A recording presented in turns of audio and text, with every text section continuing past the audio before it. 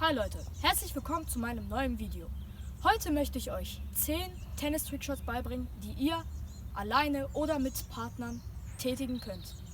Ich glaube, wir werden nicht lange um den heißen Brei herumreden und fangen auch gleich an. Kommen wir also auch direkt zu unserem ersten Trick. Manche kennen das auch vom Fußball oder vom Tischtennis oder von irgendeiner Ballsportart. Es nennt sich Tengeln. Und zwar braucht ihr dafür nur einen Schläger und einen Ball und tangelt einfach ganz normal. Für Fortgeschrittene können die Leute auch die Seite wechseln.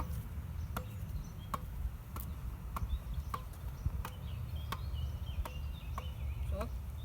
Und für manche Experten können sie dann auch ein bisschen andrehen. Das zweite ist so ähnlich wie Tangeln, nur halt das Gegenteil. Prellen. Es folgt so. Das wäre dann so die standardliche Variante. Die zweite Variante wäre dann, dass ihr runtergeht und dann immer schneller wird. Und dann mit der Zeit auch aufsteht. Und die dritte Variante wird dann etwas schwieriger sein. Und ihr müsst aufpassen, nicht auf Asphalt zu treffen. Und zwar ist das mit der Kante.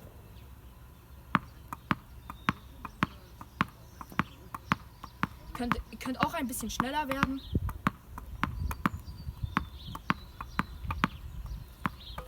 Und das war Prellen. Der dritte Trick nennt sich Wandtennis. Dafür benötigt ihr eine Wand, einen Schläger sowie einen beliebigen Tennisball. So, und dann spielt ihr wie beim normalen Training auch nur gegen eine Wand. Ihr könnt eure Technik verbessern. Könnt auch ein bisschen Slice spielen und immer in Bewegung bleiben. Dann könnt ihr ein bisschen kürzer spielen. Ihr könnt ein paar Angriffsbälle machen, sodass ihr ein bisschen mehr laufen müsst. So. Dann könnt ihr auch an die Wand gehen und Volleys spielen. Und dann ein bisschen höher spielen. So, zurück. Das könnt ihr als Block bezeichnen. Ihr könnt auch ein bisschen mehr Topspin spielen, sodass der Ball ein bisschen höher kommt, damit ihr ein bisschen weiter zurück müsst.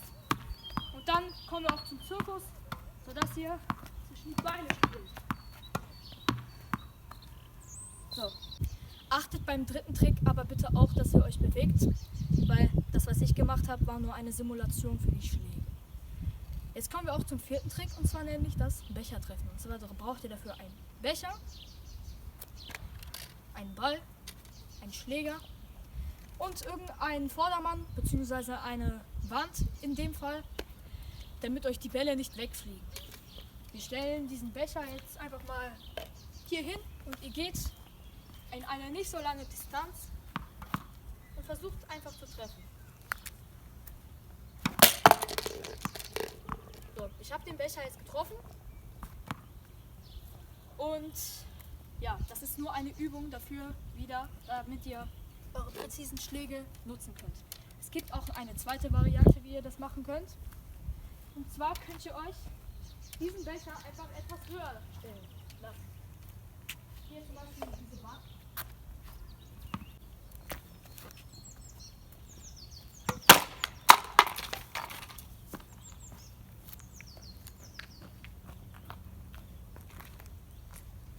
Ja, das war's dann auch schon. Der fünfte Trick, den ich euch vorstellen will, heißt 10-mal um die Welt. Manche kennen das auch aus dem Fußball. Es ist einmal um die Welt, da wo du versuchst, ihn schnell über den Ball zu bringen. Und in dem Fall machst du das mit dem Schläger. Achte darauf, das ist eine mentale Übung.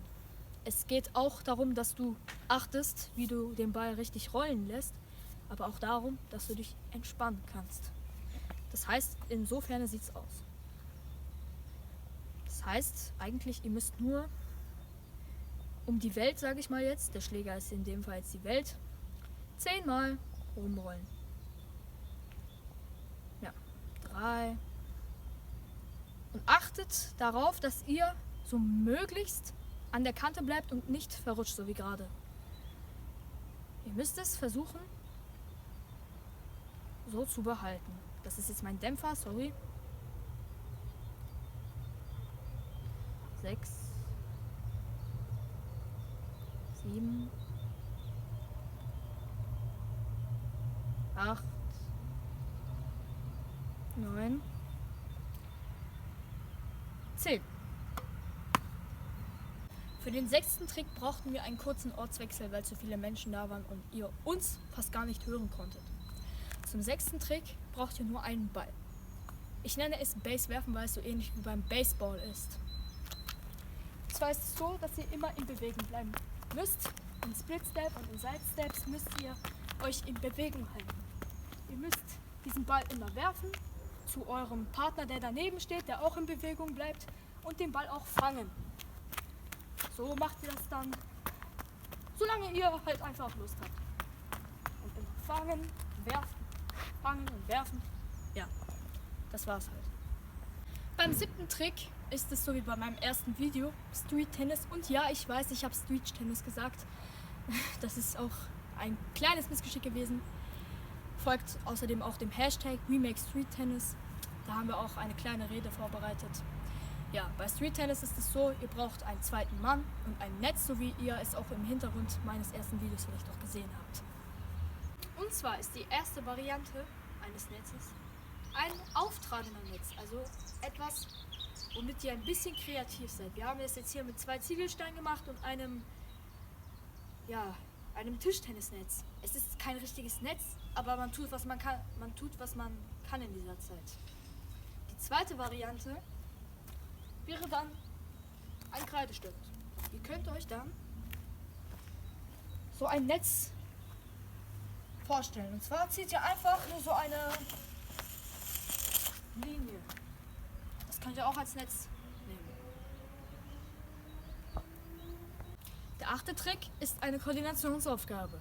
Ich nenne sie hin und her, weil es auch hin und her geht. Und zwar sieht es so aus. Ihr nehmt euren Schläger unter euren Bein und müsst dann 5-mal so zwischen den Beinen tängeln. 1, 2, 3, 4, 5. Ihr müsst tauschen und spielt dann so. Dann spielt ihr nochmal in die Luft und dann müsst ihr ihn so prellen lassen auf dem Boden. Ich zeige euch das noch einmal mit Worten. Und zwar, ihr nehmt diesen Schläger unter eurem Bein, tängelt 5-mal. Dann müsst ihr den Ball etwas höher tängeln lassen, damit ihr tauschen könnt und so hinter eurem Rücken 3-mal prellt. Dann müsst ihr beim 3. etwas höher wieder, um dann den Schmetterball auf dem Boden zu machen. Der 9. Trick ist selbst zu spielen, den habe ich so genannt. Dafür braucht ihr 2 Schläger und einen Ball. Und zwar ist es so, dass ihr ganz einfach euch selbst zu spielen müsst, wie der Name schon sagt. Das heißt so, wenn ihr keinen anderen Partner habt, könnt ihr euch so selbst zu spielen.